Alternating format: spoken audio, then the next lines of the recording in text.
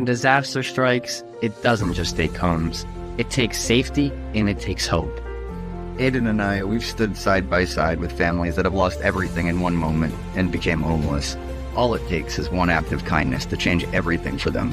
And that's why me and my dad started Relief Alliance, to help individuals overcome their toughest moments. But we can't do it alone. There's families out there right now that need your help. And for the price of 2 cups of coffee, you can provide a family food, clothes, water, and shelter every single month. Donate today at reliefalliance.org. That's reliefalliance.org. Please be the hope that a family needs tomorrow. Thank you.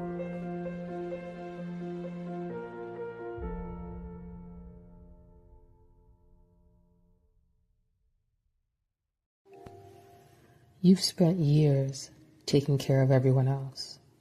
Now it's time to take care of your calling. I'm Falon, a streamlining and grounding guide for women who feel unseen and emotionally overwhelmed. I help you turn chaos into calm with simple rituals, supportive tech, and gentle guidance that helps you rediscover your inner power and peace. Because peace and purpose aren't opposites. They're your new power. Ready to rise?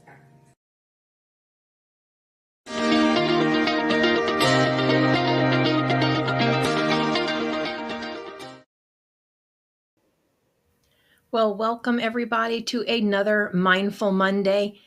As it says, we are all on a journey, and sometimes those journeys have challenges. However, with Mindful Mondays, you do not have to face those challenges alone, because we believe that we can do more together, and we are here to support you holistically and without judgment. So thank you for joining us today. Now, let's face it, life is messy, and we often find ourselves in survival mode rather than thriving mode, especially if you are a single mom or a caregiver. Single moms and caregivers excel at putting everyone else's needs first and their needs last, if at all. So our guest today is someone who is all too familiar with the struggle, and after going on her own self-reclamation journey, Falon Grant has gone from survival to sacred living. Falon is a soulful speaker, an intuitive reflector, and sacred encourager who helps women feel seen, heard, and held at every stage of their self-reclamation journey, with a deep well of wisdom rooted in her own lived experience. Falon guides from a place of love, softness, and spiritual clarity, always honoring the power of our stories to unlock truth, healing, and purpose. So please welcome Falon Grant to Mindful Mondays. Thank you for joining us today, Falon. Thank you, Laura. Thank you for having me. Absolutely. I think that's absolutely beautiful. And I love how it's align and elevate. So I'm sure everyone here is ready to align and elevate with you. Can you maybe start by sharing with us a pivotal moment in your journey that sparked your passion for helping women reclaim their stories, and what led you to become a soul mirror? Yes. So although there have been many, the one that really stuck out for me was when I became a single mom myself. I don't think anyone who is a single parent or taking care of someone on their own ever intentionally ends up that way, and intentionally wants to be in that position. But I found myself in that position, and I said, I'm going to have to take care of this child primarily on my own, but I know how to be resourceful. And there's no way for me to take time to feel sorry for myself, because I did grow up with a single parent, and this person has schizophrenia. She had 2 children to look after on her own. And I never saw her falter. I never saw, any signs of much, it's hard to explain, but the person, which is my mother, she just always held this very strong, courageous way about her, despite her challenges, despite what she was going through, because she had to do a job. And so I pulled from that. But as life went on and my daughter got older and she was able to become more independent, I realized, wait a minute, I'm not just somebody's mother. I was someone before I became a mother or a caregiver. And what are some things that I can start to do for myself to bring me back to Fallon? Because it's very easy for us to forget about ourselves when you're constantly, you know, taking care of someone else. When your job or your role becomes, or your identity becomes mother or caregiver, Right. it's very easy to lose yourself in that. So I made a commitment about 3 years ago to start doing some soul searching, some inner work, some call it shadow work, and take necessary steps, very practical steps, because I didn't have a lot of time, but they're very potent steps that have brought me results. And so I think that was the most pivotal is, okay, I'm going to be doing this alone, but how can I do things a bit differently from the way that I grew up? Yeah. Now, you mentioned a couple of important things, practical steps and the fact that you didn't have a lot of time. And I know that's a lot of times of what stops people from going on that journey or doing that because they don't feel like they have the time. Can you maybe share with us a little bit of how you started that, or what kind of practical steps did you start to take? So, in all fairness, because, I was also a working mom too, working full time and taking care of a 3 year old. And so I didn't want to sacrifice too much time away from her. So, really, what I would do is before my mommy duties started, I would make it my duty to wake up just 10 minutes earlier, just 10, because we all know that we also need sleep and rest as well. Yeah. And so I would take that 10 minutes and I would make sure that I did at least 2 to 3 things every morning. It was non negotiable. One of them was to pray. And see, prayer, everyone has a different definition of what prayer is, but my definition really is more of a way of gratitude. Yeah. So I would just literally pray, meaning just giving thanks for waking up, giving thanks for the things that I'm able to do as a result of being alive and being able to breathe on my own, taking care of my child. And I would also write about it. I keep a gratitude journal as well. And I would jot down a few things that meant a lot to me. And it could be as simple as, again, I can breathe on my own. I'm Yeah. able to, get up and walk around and without help, aid, or assistance. I love that too. You mentioned keeping it, simple, because a lot of times when people say, what are you thankful for, grateful for some reason our mind goes to, oh, it has to be something big and grand. But as you said, it could be as simple as I woke up today, or I'm breathing, um, the roof you have over your head, or what you have. So instead of taking it for granted, you took the time to be grateful for it. So I think that's incredible. Absolutely. There's a song that I heard years ago, and the line never left me. There's a line that in the song where the gentleman says, even on your worst day is someone else's best day. And so I always remembered that because it Yeah. gets tough sometimes, you know. Yeah, Yeah, we all struggle in different ways, and we always think that, we've got it really bad, but I'll guarantee you there's always someone out there that has it worse than you do. But it's absolutely, easy to lose sight of those things sometimes. absolutely. Yeah. Yeah. So I know in your work, it's also very important for you that the women feel truly seen and heard. So how have you seen the stories of women transform when they get to that point, and why is that important? So I have a friend that I met through a really tough time when I was actually pregnant. I met her through an organization that helped women that were pregnant, first time mothers.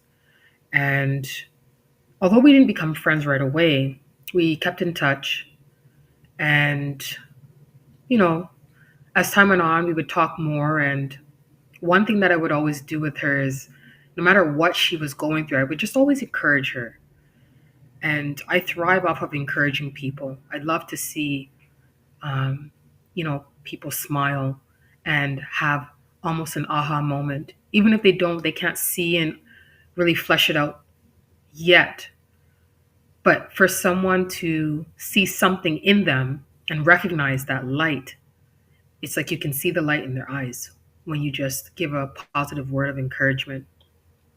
And so over the years of us talking and then eventually getting together, and her daughter's a bit younger than mine, so as her child grew, she would ask questions about motherhood and sometimes comparing, you know, and her daughter is on the spectrum, and so it's a little bit more challenging for her.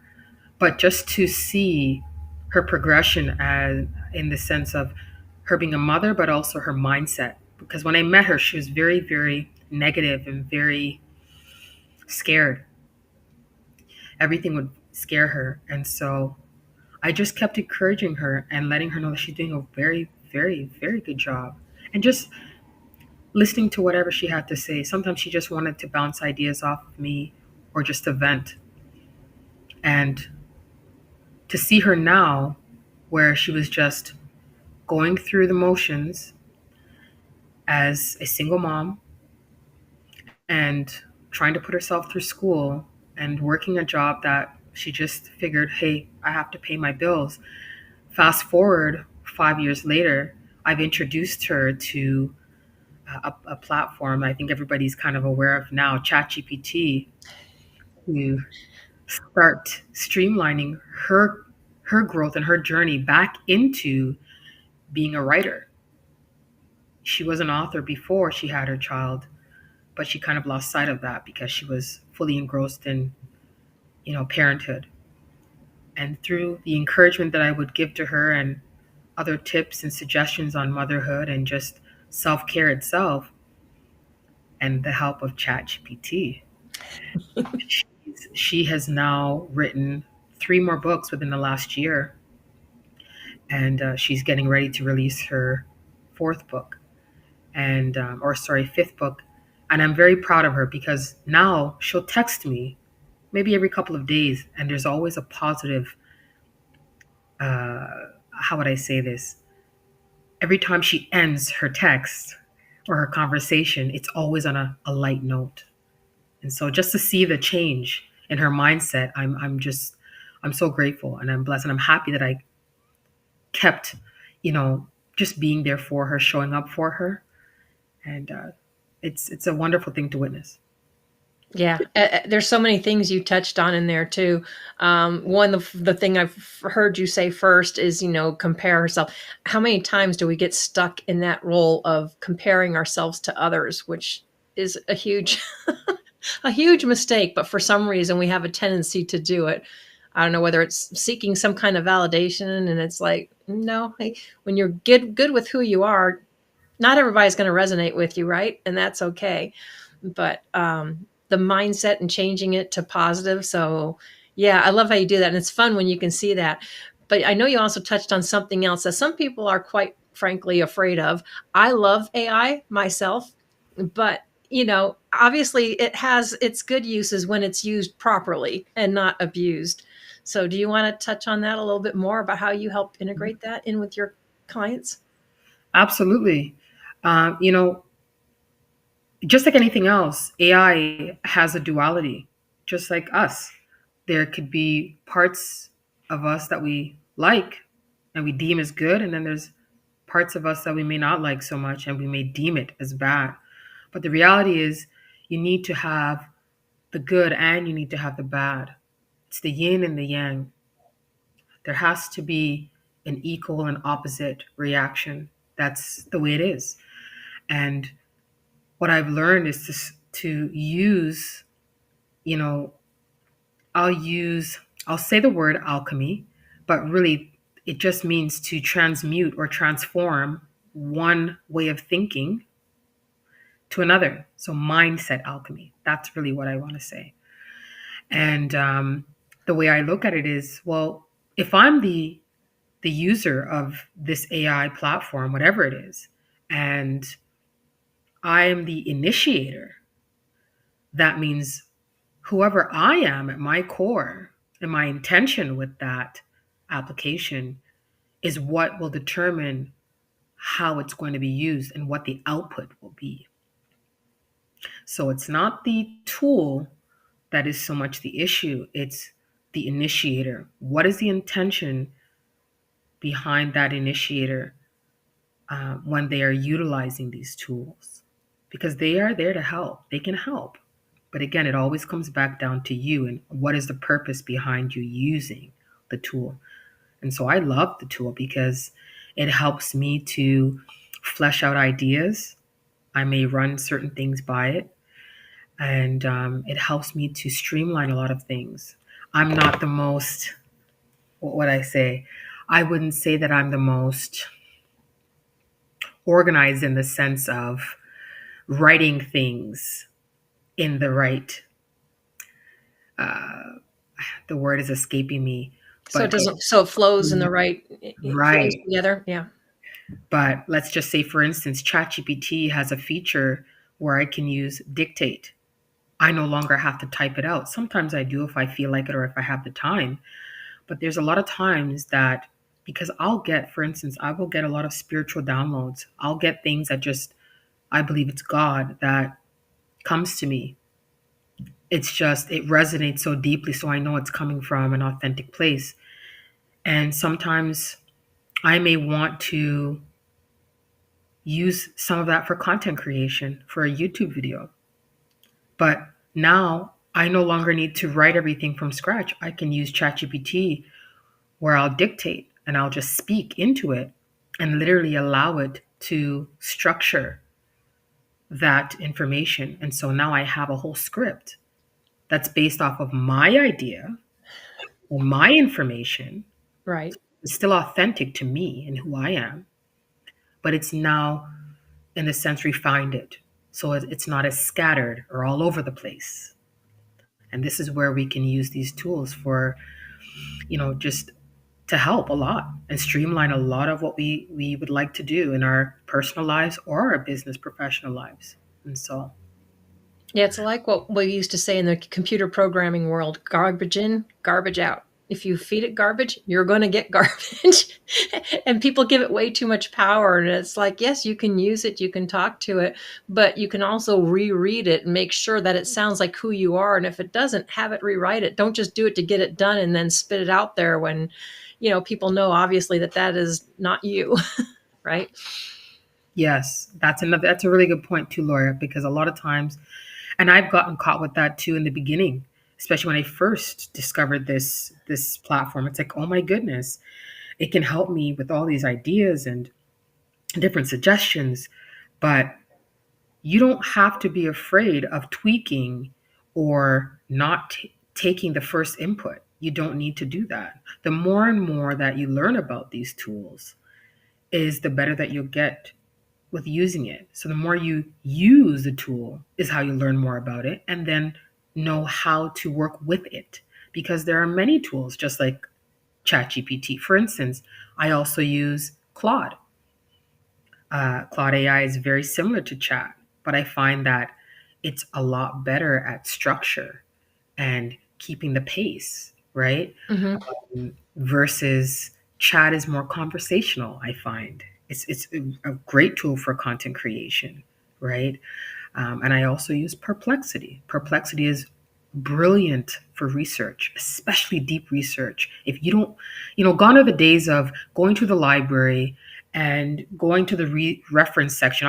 I'm in Canada, so back in the day when you needed to research something and you needed reference books, you were not allowed to leave the library with those reference books. So you had to stay there, get what you needed with whatever time you had, Right. and keep it moving. We no longer need to do that. We're not in an age anymore where you have to do that. You can if you like, but if you don't have the time, like myself, I'm still a mom in addition to a business owner. So using Perplexity to go through hundreds, if not thousands of resource material that is already accredited saves me that much more time. That's funny that you mentioned that, because I had never heard of Perplexity until a couple of days ago or so. It was an ad that had kept popping up on my phone. You know how they have these people talking. It's like, oh, I don't even use Google. Everything's on Perplexity. I'm like, so it's nice to know someone that I know is like, oh, okay, so that is legit and it works. But there's so many platforms and stuff out there. But really, you're learning from it, but it's learning from you at the same time. So yeah, lots we can do about that. But anyway, I was just curious about your view, but I know we are here to help people get aligned and elevate. And you often speak about the power of embracing our messy chapters. So, can you share an example from your own life where a challenging experience turned into a key to your healing? Absolutely. I would say one of the more recent ones was my relationship when it ended with my daughter's father. And for a long time, even after we split, even though I knew it was coming, and I knew even when I was pregnant, I was going to be a single mother, I was very upset with this person. I was resentful. I was pissed off. I didn't understand why this person was treating me or mistreating me when I myself no longer had living parents. I was 13 years younger than him. And so I thought that being with an older man would provide more protection or guidance. And I just couldn't understand why this was happening to me until I started to dig inside myself and started asking myself some tough questions. And one of the things that came up during a journal session was a revelation when it came to him. This person that I had entertained and that I was with for 7 years was a reflection of me, meaning I was him and he was me. He was the male version of Falon. One of the things that I complained about with him was how disrespectful he was to women. He didn't hit women, he wasn't physically abusive, but he was emotionally and verbally abusive. He had no problem talking about openly how he felt about women. And I found that hugely insulting at the time, but I stayed. And by the time that I got to a space where we were no longer together and I would do these journaling sessions, I realized that I was disrespectful towards men. For my whole life, I had used men and discarded them like they were just pieces of garbage. That was a huge pill to swallow. Huge. Imagine, yeah. I had to dig further and see, well, where's that line of thinking coming from? Where did that come from? And so just seeing that this is coming back from going as far back as, generations, my mother, grandmother, aunts, never seeing them treat men in a respectful manner. This is something that I picked up and thought it was okay. And so there I was. So I had to face myself and realize that I only attracted who I was in a different form, because there's no way around it. Right. There's no way around it. However you see and feel about yourself, you're going to attract that. So that was a very pivotal moment, and I decided to take ownership of it. I no longer blamed him for the way that he treated me, because, in all fairness, that's how I treated myself. I never saw myself. I never acknowledged myself. So how can you expect someone else to do the same thing if you don't do that for yourself? And so here I am now. Fast forward, this is maybe like 3 years now. I will actually check in with him to see if he's okay. He doesn't always call and check in with his daughter, but I now realize that this person is also going through their own, you know, challenges. They are going through their own demons, inner demons. And what I took from this, the reason why, at first I said, why isn't he at least acknowledging the child and coming around the child. She's such a great child. It had nothing to do with that. Really, I had to realize that the reframe is God has trusted me to be her primary caregiver because mentally and spiritually, I'm more capable of taking on the responsibility of raising a child while he is not there yet. Even though he is 13 years older, he's not. And so I realized that I just needed to be there for her, be there for myself, but be there for him in a way that didn't take away from me and her. Just a simple check in. Hey, how are you? And I kid you not, Laura, that has done wonders for our relationship as co parent. Yeah. Just the respect level has gone up. And when it comes to finances, especially when it comes to her, I can trust him to take care of certain things for her. And that's all I could really ask. And so here we are.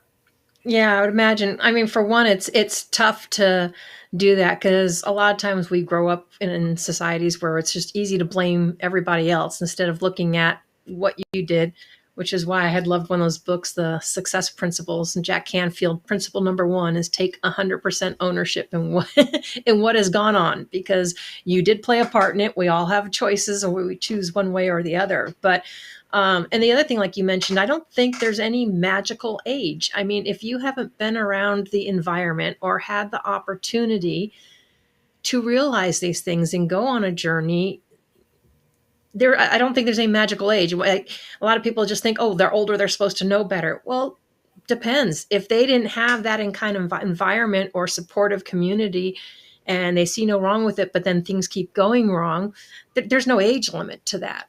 I don't. No, there's not. But what I do say is it will come down to desire because you can have two people, siblings that grow up in the same household, and one is a wonderful, citizen, uh, but then the other one is a menace. Mhm. And so this now comes down to desire and innately, what do you want? What is your perception, and then what would you like going forward? So the desire has to be there because I didn't grow up with any of these thoughts or reframes, or it was all lack, all scarcity, survival mode. Nope, we gotta get through the day. We gotta get through it moment by moment. That's the way I grew up. But there was always an innate desire to want more, to learn more, to be more. And so I never stopped digging. I never stopped searching. And I'm still always searching for new things that help me to become more well-rounded, more whole. And I love sharing that with other people because I realize that not everybody is there yet and not everybody understands, that no, there is a way out, but you got to go within first.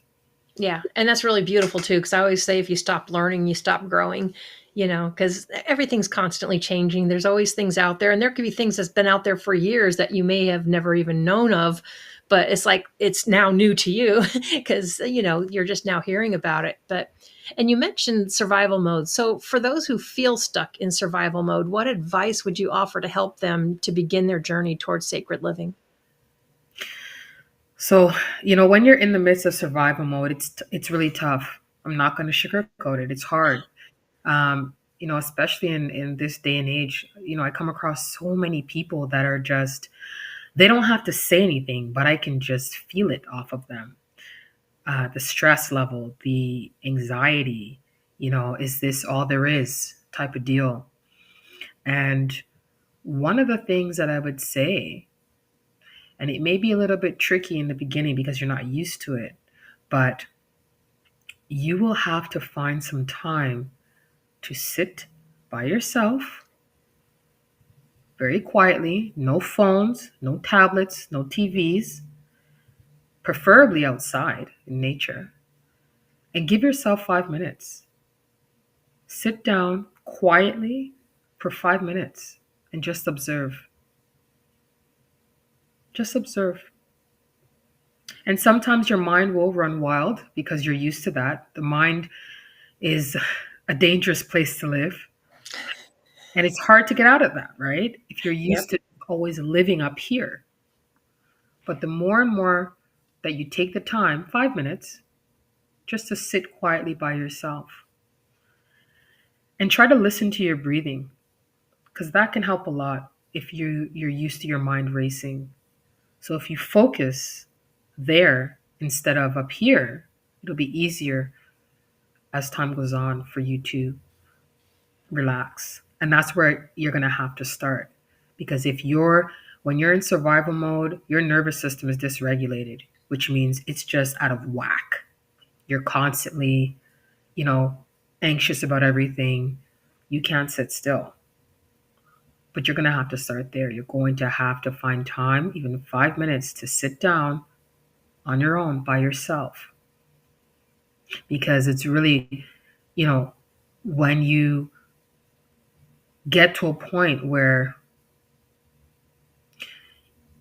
this everything that you are trying to do or be or have is not working, and it's this perpetual cycle, it can take you over. I've seen that because I lived with that.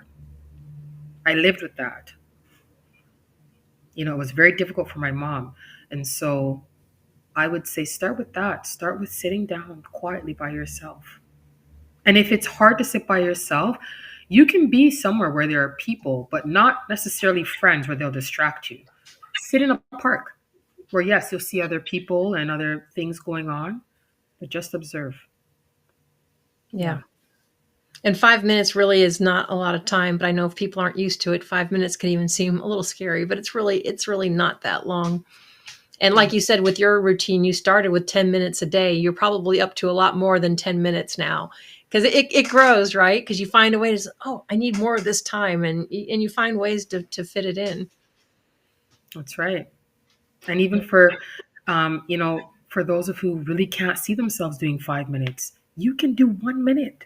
It is possible. 1 minute of some deep breaths, literally 4 seconds inhale, and see if you can hold that for another 4 seconds and then exhale for 4 seconds. It does wonders. Oh, it does. Yeah, I do the deep belly breaths where you breathe in through your nose and blow your stomach out, like a balloon, because this is bone. This doesn't expand. And then, hold it and then let it out. And you can feel the oxygen and everything just kind of rush. And it really helps calm and reset the nervous system too. That's right. And you said something key there. A lot of times when you're under stress, you don't even remember to breathe deep. Most people don't even think about breathing deep until they've been prompted to. And so there's lack of oxygen in the brain. And so if you take that time, just a minute, start with a minute and do that, you will see changes. And better than seeing it, you'll feel the changes. It'll prompt you to do more. Yeah. Yeah. I know something else you talk about in your work too is the importance of self-love and emotional intelligence in your personal transformation. How can women cultivate these qualities in their everyday lives? And can you maybe explain to everyone what you consider emotional intelligence? So that one's tough. That one is tough because, I think the misconception is, oh, you learn about emotional intelligence, you start to practice it, and then you're supposed to be perfect. You should never have, episodes, so to speak. And if you do, then something's wrong with you. No, it makes you human. Yeah. But the point is to try. When you learn about something and you know it does work, then you just try to lean in that direction little by little, each and every time that the moment presents itself. And so I'll give you an example. There is a neighbor of mine a few months back. There was I wouldn't say a discrepancy, but so we were at a recital for our daughters. They are good friends. And I find that her daughter is a little bit more attached than my daughter is.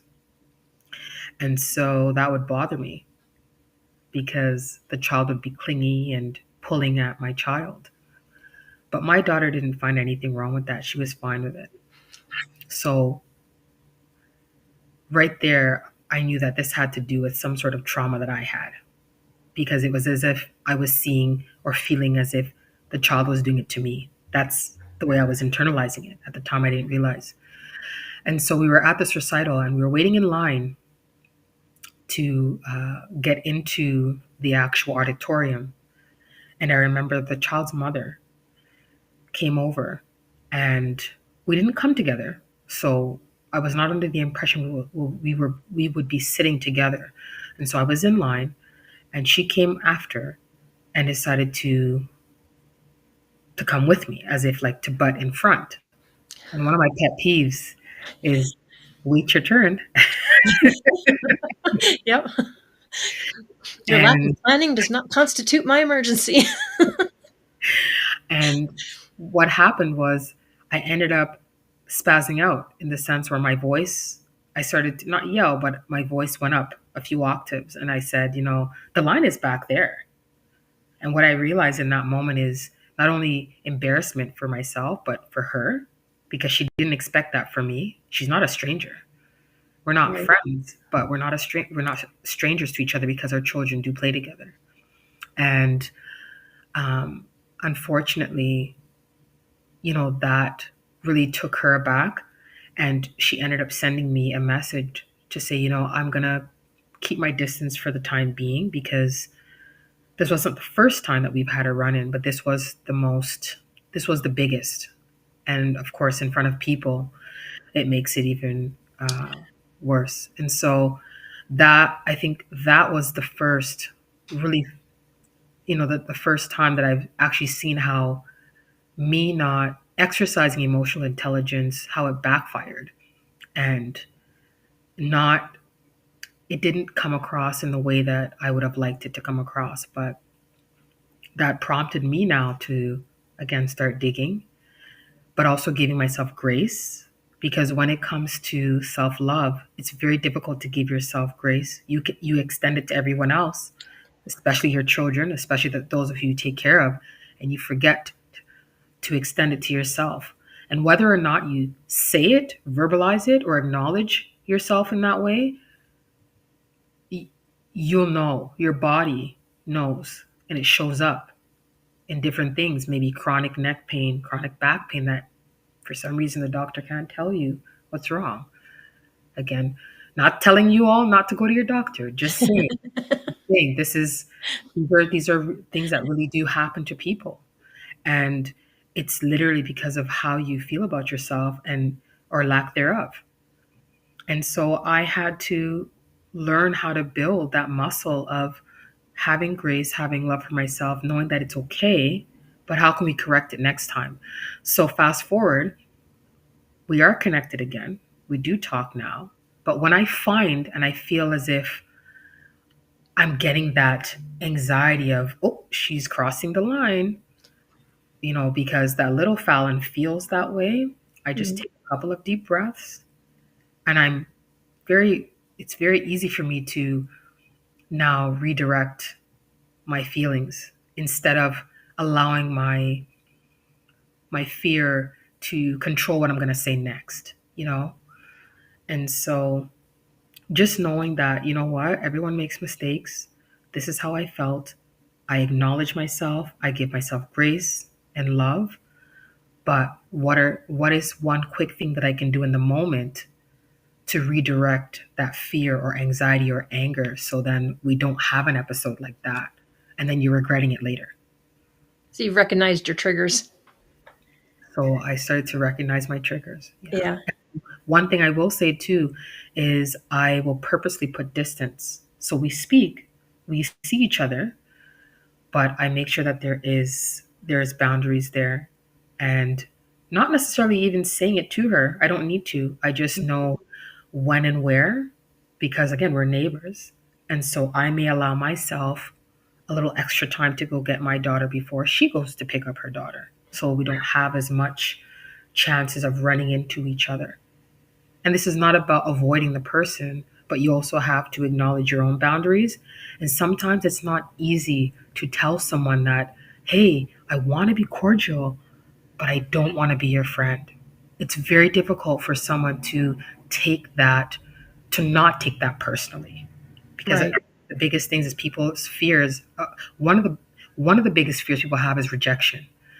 And so if you have trauma, which we all do, that may not sit well with a lot of people. So there's other ways around it. Yeah, I always said you got to create those healthy boundaries. It's not necessarily that there's that person is not everybody's going to be your person, and you don't have to be mean about it. But you have found ways to create that space, or like you said, not run into her as often, which is, definitely good things. But yeah, it's much better than keep putting yourself in a situation that is going to trigger you, and is probably going to wind up bad because it's not good for you or anyone else. No. Yeah. Yeah. Now, we were talking a little bit before we started. I know we're emphasizing single moms and caregivers because they are the ones that give themselves. I've been there, done that, and I will also tell people ditch perfectionism; it's overrated. Yeah. But yeah, but you also work with women in business as well, right? Pretty much all Yes. women. Yes. Yes. So a lot of women that I've been running into lately also work in the wellness space in I don't know what word to call it other than like in spirituality, energy healers, reiki, yoga, um, you The know ones that everybody calls the woo woo space, and it's like the I got news for you. There's a lot to be said about woo woo. absolutely, absolutely.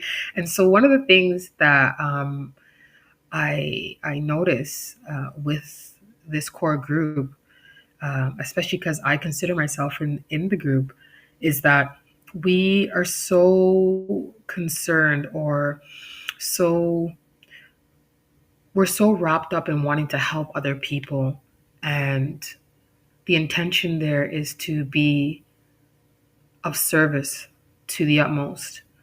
But when it comes to business, especially on the administrative side, we may not be as on top of those things, or um, not as streamlined.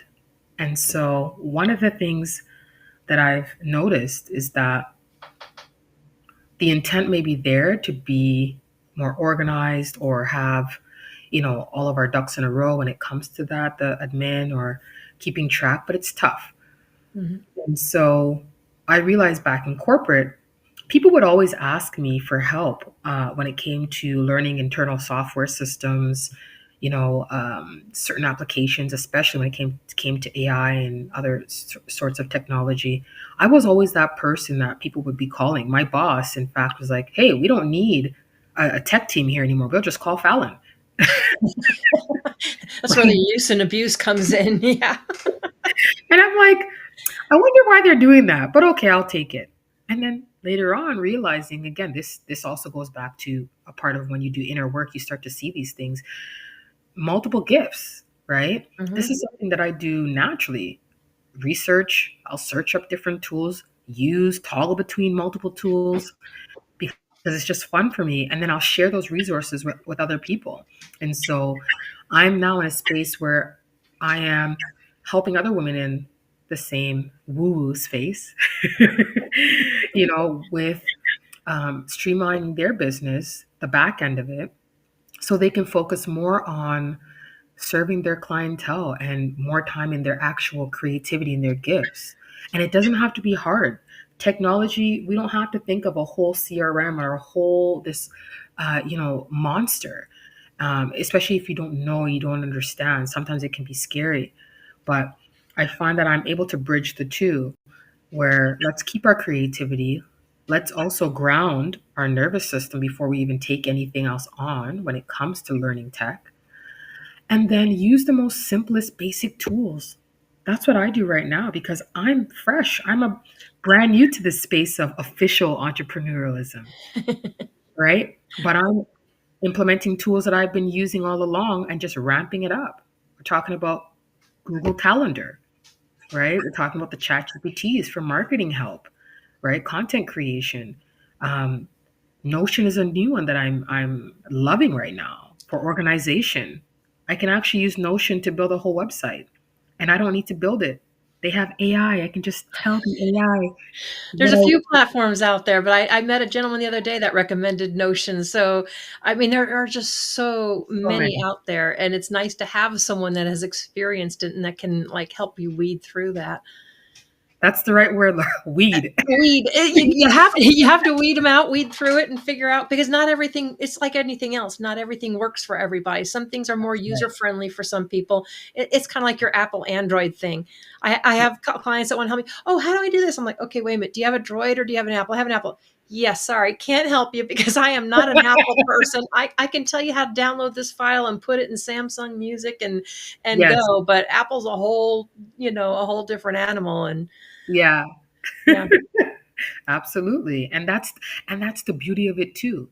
Not everything is for everyone, but guess what? There's something for everyone. That exactly. You know? Absolutely. Yeah. So I just say technology is like a buffet. Pick what you want, leave what you don't. And don't get wrapped around the axle about it.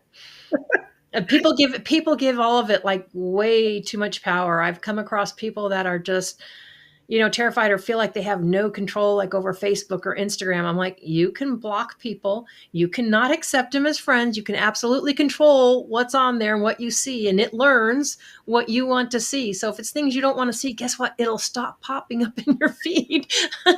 you know, it's kind of a necessary evil these days, especially since we do so Yes. much online. I mean, it is a great way to get out there. But when people put these huge, oh my God, this is horrible ideas, they just get kind of stuck. Let's Yes. see. This is where we have to remember who's the initiator, especially when it comes to AI, because that's, it's almost taken on a life of its own. And, through a lot of propaganda, people become very fearful, right? If they're not actively using it themselves, they're only able to go by what they are being told. And so I say, especially to women that, are maybe just starting out or are in the first few years of their business, even wellness practitioners that have been around forever, but they were used to doing things more manual. And now we're in a stage where you don't need to and you're open to it. You just play around with it. Almost everything online, every tech tool or application has a free version. Oh Play yeah. around and see how you feel, especially energetically. There are certain tools that I know that will probably streamline my business better, but guess what? I don't use it because energetically we do not resonate. And it could be as simple as the interface. I don't like how it looks.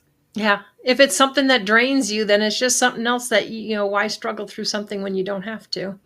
That's right. And then chances are you're not going to want to learn. You won't take the time to learn because it's not appeasing to you. It's not appealing, right? And that does matter. I know sometimes people say, "Oh, you got to get over that." No, we're all energy first, my friend. Like it or not, We are. everything we see is energy. So if you don't resonate with that right off the bat, chances are you're not going to even go further. You won't even bother learning. Yeah, and you have to protect your energy. But So we have a few minutes left, Fallon. I want to make sure everybody knows because you have a YouTube channel I called Change the do. Channel 86. I love the whole change the channel. Do you want to tell us a little bit about that? Because that's why I always tell people it's like, stop getting upset about things that are on the TV. Change the channel, turn it off. So I love the name of that. But Yay. So change the channel is really just that. It's changing okay, we just spoke about energy, right? Mhm. And so frequency also goes along with that too. If we talk about the radio station or like you said, the TV station, you don't like the program, you change it. So it's the same with the mindset or things that maybe you've been told your whole life. If that no longer resonates with you and you know something's off about that, it just doesn't click anymore, then change the channel, change the mindset channel, right? Start tuning in and tapping into more wealth conscious messaging. That could be as simple as, even when you walk outside. For instance, where I live, I'm in between two worlds. On one side of the street, I'll call them characters. And then, and then on the other side, it's all old money. It's all generational wealth.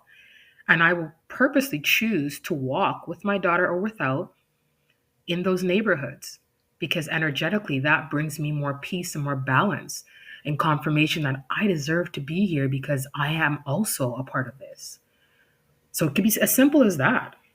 Yeah, I love that. And that's true. Because, like you said, we don't think about things in those terms, but we really should, because everything is energy, frequency, you name it. But a lot of people that haven't heard it, it's like you just have to be more open minded and realize that everything is energy.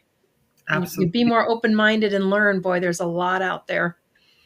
Absolutely. I will say this one last thing is, so when it comes to the channel, YouTube, I talk a lot about that. A lot of the videos that I have posted are about life lessons, lived lessons, a lot of spiritual downloads that I'll get during the day, with throughout the day or prior to, and tie them into real life situations and scenarios and what you can do to change that.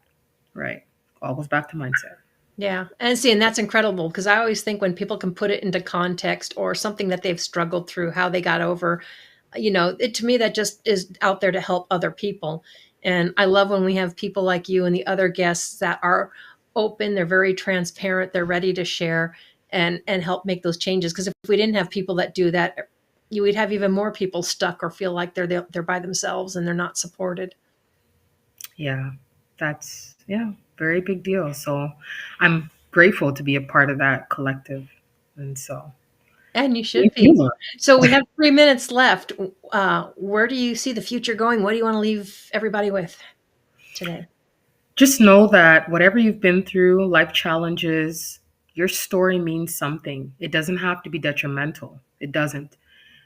All the things that you've been through are for a purpose, they're for a reason, especially if you've overcome those challenges. Remember that there's always someone behind you, maybe just a few steps shy, that is in the exact same position that you were in a few weeks, a few months, a few years ago, and you have something to offer them. Yeah. Your story is your gift. Your pain is tied to your purpose. And so I'll leave Yep. you with And that. I know when you work with people, their story plays a lot in with the strategy of when you're helping them. Well, because it's who we are, right? That's what kind of made us who we are, is our story. Doesn't mean we That's right. can't create a new story. Can't write. It means we can always write a new story. We can change it anytime we want. Absolutely. Absolutely.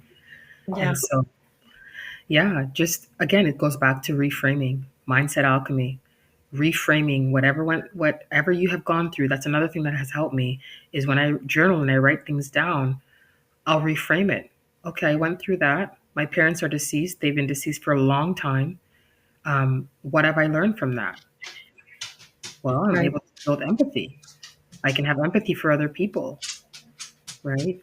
Yeah. And see where, just being a mirror for them and seeing things that have happened in their life and how it can help them and how they can help others. Absolutely. Like I always said, together we can do more. So I am so glad you have created that space, and thank you for taking the time to share your journey and some of the work you do with us. I know we didn't even get to scratch the surface on some of the other things we do. So I do highly encourage anyone to get in touch with Falon. This website right here will take you to all of her different social links, right? This is the best one for them to get a hold of you. Yes. Or YouTube, either one. And YouTube, it will also be plugged into this link. So you go to this link and find everything. Yep, that'll work. So, Falon, thank you very much for sharing that.